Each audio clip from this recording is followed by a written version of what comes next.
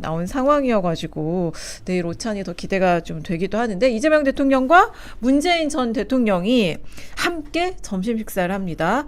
청와대에서 오찬을 겸해서 회동을 하는데, 물론 뭐 고 노무현 대통령 추도식이나 이런 현장에서 두 분이 만난 적은 있어요.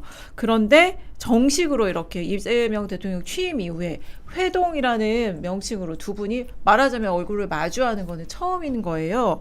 게다가 이제 더불어민주당 안팎으로 상황이 좀 복잡하기도 하고 미묘하기도 해서 내일 이 두 전현직 대통령이 만나서 좀 어떤 효과가 있을까, 그러니까 이거에 좀 관심이 쏠리는데, 일단 이게 뭐 대화에도 좀 기대를 해봐도 되는 건지, 아니면 그냥 만남 자체로 약간 우리가 기대할 수 있는 효과를 거둘 수 있다고 보시는지 어떻게 생각하세요? 아니 뭐 두 분이 만나면 메시지가 있겠죠. 네. 그냥 만나고 말지는 않을 거고, 지금 민주당 당내 갈등이 너무 심하잖아요. 네. 그리고 이제 당 내를 넘어서 일종의 이제 진영 내부의 갈등으로 이제 확대가 되고 있는데, 아무래도 두 전현직 대통령이 만나서 좀 이 갈등 수위를 낮추고 통합을 주문하는 이제 그런 의도와 그런 어떤 메시지, 그런 의도를 가지고 이게 계획된 거, 그런 메시지가 나오지 않을까 싶어요.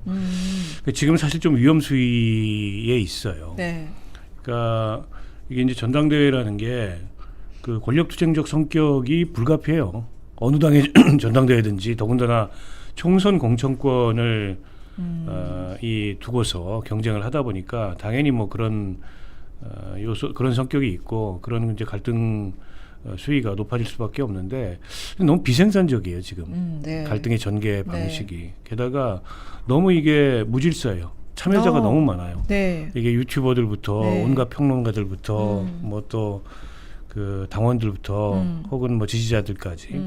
그렇다 보니까는 예전에는 그 민주당 내에서 이런 당내 권력 투쟁을 하더라도 어느 정도 좀 질서 있는 그런 과정을 통해서 이제 정리가 되고 통합이 되고, 그럼으로써 큰 시너지가 나고 이랬는데, 이건 자칫하면은 오히려 이제 서로 간에 공멸하는 이제 그런 결과가 초래될 수 있겠다, 그런 위기감이 나올 만큼 지금 이제 소모적이고 비생산적이기 때문에 아마 그런 걸 의식해서 두 전현직 대통령이 만나시는 게 아닌가 싶고, 뭔가 이게 이제 통합의 메시지가 나오겠죠. 그러니까 민주당 내 혹은 민주당을 포함해서 뭐 민주당뿐만 아니라 이제 범여권. 사회 통합, 국민 통합 얘기를 하겠지만, 그 행간의 의미는 어쨌든 이 범여권 혹은 민주당 통합을 주문하는 거겠죠. 어쨌든 회동 이후에 나올 그 두 전현직 대통령의 메시지에 통합은 들어갈 것이다. 통합이라는 그렇죠. 표현, 단어는 들어갈 것이다. 변호사님 어떠세요? 근데 저는 뭐 내일 이제 이재명 대통령께서 문재인 전 대통령에게 이제 좀 손을 내미는 이제 이런 모습이 이제 보여질 텐데, 뭐 의미가 있죠. 사실은 전직 대통령 중에 사실 지금 정상적인 사회 활동할 수 있는 분이 문재인 전 대통령밖에 없어요. 그러니까 어떻게 보면 국가 원수를 지낸 원로로서 다양한 어떤 국정에 관한 이야기는 당연히 나눌 걸로 보여지고, 저는 뭐 당내 통합에 관한 메시지가 나오든 안 나오든 뭐 별로 큰 의미는 없다는 생각이 들어요. 왜냐하면 지금 이 국면이 자세히 보시면 이재명 정부가 가고자 하는 노선은 분명하거든요. 3령 노선이라고 해서 실용과 포용과 효용의 노선을 가고자 하는데, 이걸 갖다가 과거 구주류 세력들, 그러니까 소위 말해서 문재인 정권 때 기득권을 누렸던 그 잔존 기득권 세력들이 증축을 주장하면서 이재명 정부를 길들이기를 하고 있는 거거든요. 그러니까 여기에 대해서는 끝나는 방법은 길들여지든지 아니면 단절하고 미래로 가든지 둘 중에 하나밖에 없는 겁니다. 약간 가스라이팅 하는 것 같기도 하고요. 그렇습니다. 그러니까 둘 중에 하나밖에 없어서 전 이 부분이 뭐 쉽게 뭐 두 대통령께서 이렇게 뭐 화해를, 그러니까 약간의 그 어떤 통합의 메시지를 낸다고 해서 이게 지금 될 상황은 아닌 것 같고요. 무엇보다 지금 일각에서는 요걸 이제 싸움이다 내지는 권력 투쟁이다 이렇게 분석을 하거든요. 전 그건 진단이 올바르지 않다고 생각을 해요. 왜냐하면 싸움이라는 거는 서로 귀책을 가지고 덤볐을 때 싸움이 되는 건데, 지금 보십시오.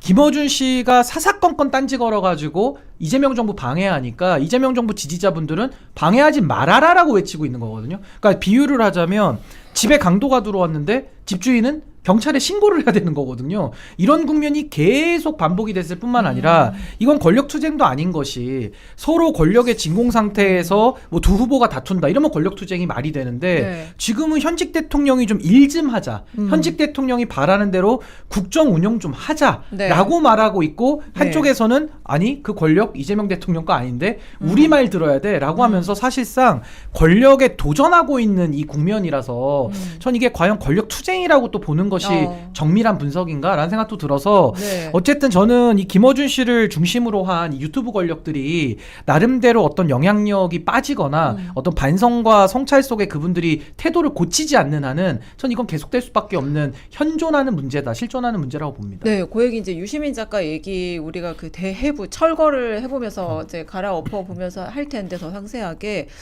근데 이 유시민 작가의 말 중에 이런 게 있었잖아요. 그 문재인 대통령이 임기 중에 딱 한 번 전화한 적이 있었다. 그게 이제 문재인 정부의 최고의 그 큰 위기였던 이른바 조국 사태 때 내가 이런 논란이 있는데 조국 이 전 민정수석 조국 그 후보자에게 법무부 장관 임명장을 줘야 할까 이걸 이제 상의했다는 거예요. 그래서 그 이후에 당연히 그러셔야 합니다라고 조국 유시민 작가 이렇게 답을 했고 김어준 씨도 그때 전화를 받았다고 했거든요. 그러니까 당시에 이제 유시민 작가 그래서 그 조국 사태 때 본인이 그렇게 열심히 참전을 했다라는 취지의 이제 설명을 합니다. 그런데 지금도 이재명 정부의 위기라는 건 지금 유시민 작가 같은 진단이잖아요. 근데 그때는 문재인 전 대통령을 말하자면 보위하는 참전을 했고 지금은 어떻게 보면 이재명 대통령을 좀 공격하는 참전을 하고 있거든요. 그런 상황에서 두 이제 전현직 대통령이 만나기 때문에 이 유시민 작가의 그런 발언 좀 신경이 안 쓰일 수 없을 것 같아요. 아니 근데 뭐 전현직 대통령이 만나가지고 유 작가 발언이 어땠느니 그게 맞니 옳으니 이런 얘기는 안 할 겁니다. 네, 분위기가. 하겠습니까? 그냥 이제 그 약간 선문답 비슷한 얘기들 하는 거고 이재명 대통령 입장에서는 어쨌든 국정의 전임자이기 때문에 지금 국정 운영에 굉장히 중요한 시점에 왔고 전직 대통령으로부터 여러 가지 조언을 들을 것도 있고 그런 데 대한 이제 의견이나 자문을 구하는 이제 그런 태도를 취할 거고 문재인 대통령은 원래 현직 대통령 시절에도 정치와는 거리를 두었던 분이에요. 지금도 저분이 나서가지고 무슨 정치에 어떤 의견을 낸다거나 개입을 한다거나 뭐 일각의 그런 시각도 있는데 그런 분이 아닙니다. 그러니까 조금 나쁘게 얘기하면 자기 이외에는 별로 관심이 없어요. 문재인 대통령은. 때문에 다만 이제 지금의 이런 민주당 내의 갈등이 우려할 만한 수준이고 본인이 또 공격을 받잖아요. 그런 식으로 뭐 멸칭에 제일 첫 번째 등장을 하지 않습니까? 그런 거에 대해서 뭐 불쾌하기도 할 겁니다. 네, 친문계 의원들 때문에 적지 않게 이 상황을 우려할 거고 그에 대해서 어떤 메시지를 낼지 조금 고심이 있을 거예요. 뭐 그런 게 아마 정리가 되겠죠. 뭐 본인 스스로 정리해서 어떤 메시지인가를 내겠죠. 근데 저는 그 유시민 작가가 그 이제 그런 말하자면 지난 문재인 정부 시절에 조국 사태 때 본인이 했던 조언이라는 내용을 뜯어보면 결국 문재인 정권이 그래서 망했구나라는 생각이 들어요. 뭐라고 얘기했냐 그때 유시민 작가가 여기서 한 달을 하든 두 달을 하든 임명장을 안 주면 진영이 무너집니다.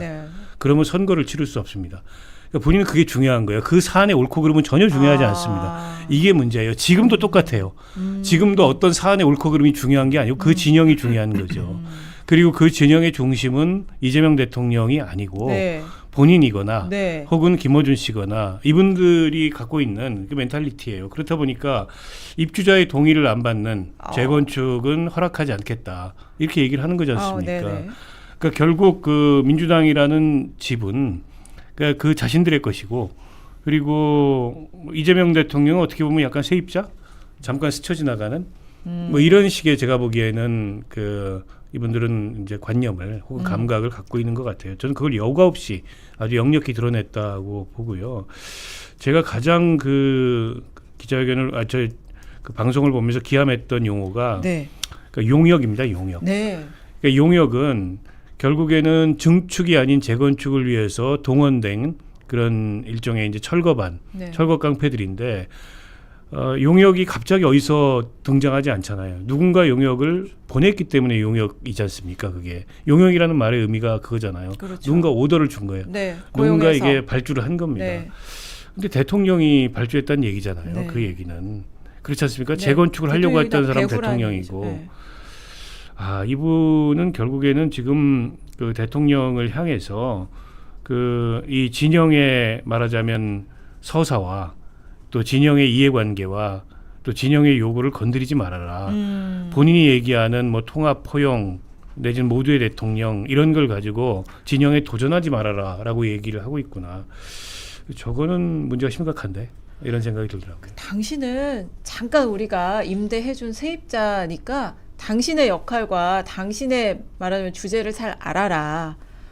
이거 다시 우리가 가져올 거다. 근데 여기서 왜 당신이 이 권리 주장하려고 용역들 동원해서 이러고 있냐. 그러니까 이렇게 해석될 만한 얘기다. 유시민 작가 얘기가 아니, 이제 그러니까 그런 얘기세요. 그게 이재명 대통령을 모욕하는 거기도 하고 네. 국민들을 모욕하는 거죠.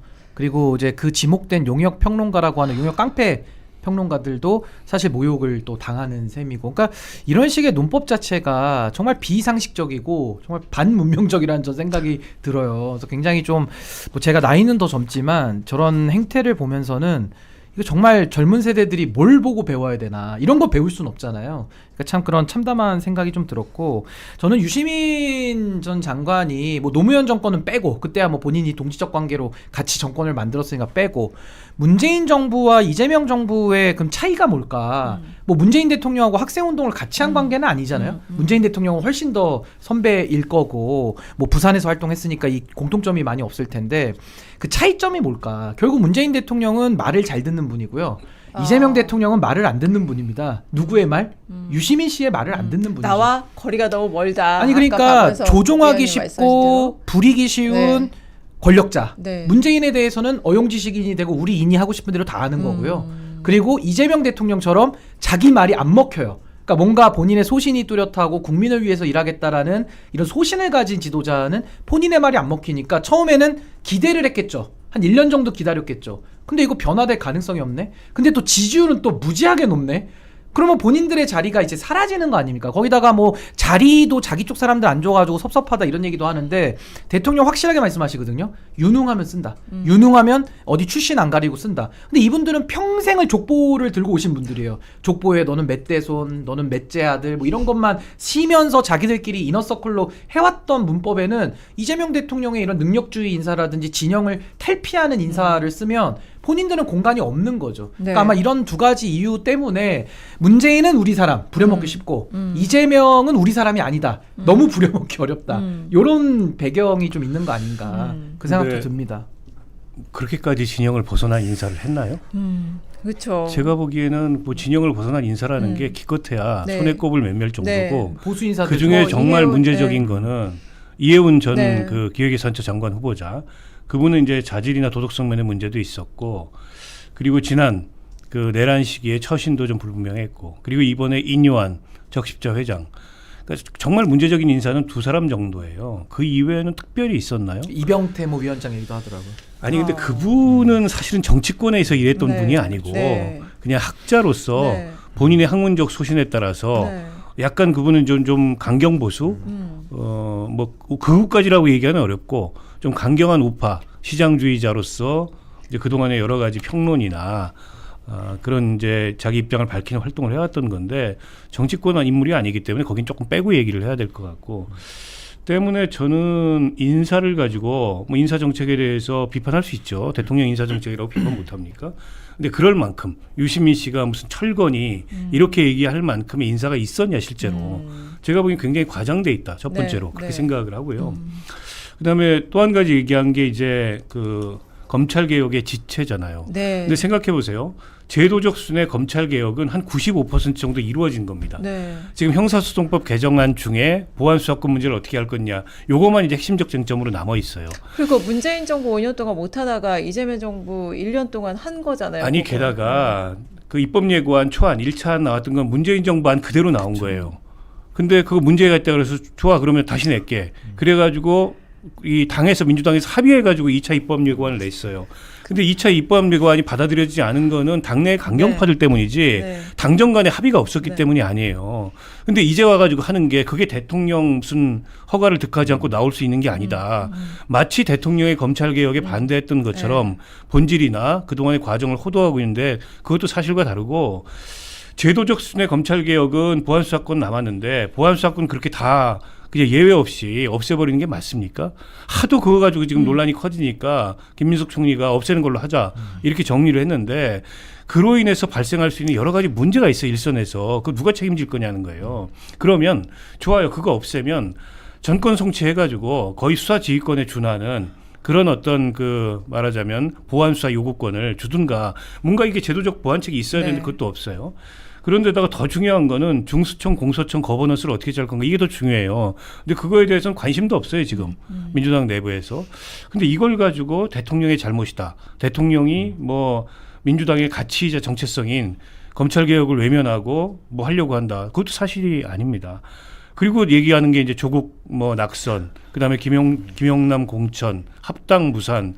근데 그거는 충분히 당내에서 합의되지 않은 합당을 추진하다가 그게 무산된 거고, 아니 정당이 선거가 발생했는데 공천하는 게 뭐가 문제예요. 그렇지 않습니까? 게다가 그 공천 누가 했어요? 정청래 대표가 했잖아요. 그게 왜 대통령 책임이에요? 그러니까 유시민 장관이 이상징후라고 거론했던 4가지 사안이 어느 하나 맞는 게 없습니다. 다만 자기들의 문화적 정치적 영향력이 줄어들고 있는 것 같은 위기감. 제가 앞서 그 방송 시작하기 전에 말씀드렸잖아요. 그동안에 이재명 대통령에서 얼마나 극찬을 했습니까? 유시민 장관이, 유시민 작가가. 근데 갑자기 지금 돌변한 거예요. 딱 이 지방선거 전후로 해서. 그 지방선거 전후로 해서 본인이 느낌이 온 거죠. 아, 이 권력과의 나와의 거리가 좁혀지지 않는구나. 저는 그래서 태도를 바꿨다고 생각합니다. 그렇게 권력과의 거리에 따라서 태도를 바꾸는 사람을 B라 그러잖아요. 본인이 B 시민의 지금 행동을 하고 있어요. 본인이 A를 자부해 놓고 말이 안 해요. 말이 안 돼요. 자기가 했던 얘기하고도 맞지 않아요 지금. 아니 근데 저는 유시민 전 장관이 갖고 있는 위기감을 일부 이해하는 면은 있어요. 2번 다시는 이제 본인의 황금기가 안 온다는 그 절박함과 위기감이 있는 거고, 또 하나는 유시민 씨가 본인의 가치관을 세상 앞에 밝힌 적이 있지 않습니까? 숫자로 모든 걸 말하면서 한국일보 유튜브를 아무도 안 본다고 하면서 뭐 그게 숫자냐는 식으로 무시를 했었잖아요. 아니 그 전에는 이제 더 적을 때 상당히 이렇게 좀 비하적인 표현을 숫자를 가지고 했었는데 그 현상이 지금 나오고 있습니다. 유시민 씨의 영향력은 겸공이나 매불쇼거든요. 지금 매불쇼 오늘 보니까 영향력이 제가 그때 하차 선언한 게 2월 달인데 한 절반 이상 줄었더라고요. 그리고 겸공도 일부 줄고 있는 하락 추세인 거는 또 맞아 보이거든요. 그러니까 이분들 보시기에는 유시민 씨가 본인 유튜브는 안 하지만 자기가 주로 나가고 거기 나가면 현자라고 띄워주는 그 유튜브들, 플랫폼들이 지금 휘청휘청 하니까 이분은 굉장히 지금 조급한 겁니다. 불안한 겁니다. 아, 이러다가 진짜 내 세상이 영원히 오질 않겠네? 그러니까 지금 모든 걸 공격하자. 그러니까 용어가 세잖아요. 무슨 문가산점, 뭐 자가 면역 질환이라는 어떻게 이런 질병에 대해서 또 정권을 비유합니까? 그럼 정권이 지금 환자라는 인식이 있는 거고, 거기다 촉법소년. 아니 논쟁하다가 아까 제가 용역이라고 하는 말도 굉장히 모욕적이다라는 말씀 드렸지만, 어떻게 나이 가지고 너 민증 까봐, 너 젊네, 어리네, 이렇게 지금 나이로 무시하는 이런 태도를 공공연하게 공개 발언을 하고 있잖아요. 정말 부끄러운 줄도 모르고. 그러니까 이분은 안 바뀌는 거예요. 젊었을 때는 노인 비하하고 본인이 노인이 됐을 때는 청년 비하를 하면서 사람이 안 바뀌는구나, 그냥 비하를 계속 하는구나 평생을. 그래서 저는 굉장히 지금 유시민 씨가 느끼는 위기감은 우리가 지금 상상하는 거 이상일 거다. 굉장히 저는 위기감을 많이 느끼고 있다고 봐요. 아니 저는 그래서 제가 이제